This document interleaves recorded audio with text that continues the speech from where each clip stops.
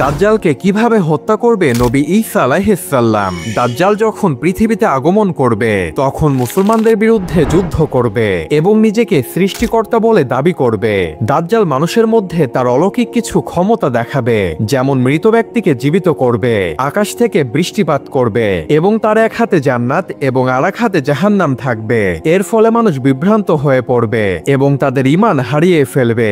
আর যখনই এমন ভয়ঙ্কর ফিতনা তৈরি হবে তখনই নবী ঈসা আলাইহিস সালাম আকাশ থেকে দুই ফেরেশতার কাঁধে ভর করে পৃথিবীতে নেমে আসবে। ঈসা আলাইহিস সালাম এসেই মুসলমানদের সাথে যুক্ত হয়ে দাজ্জালের বিরুদ্ধে যুদ্ধ করবে।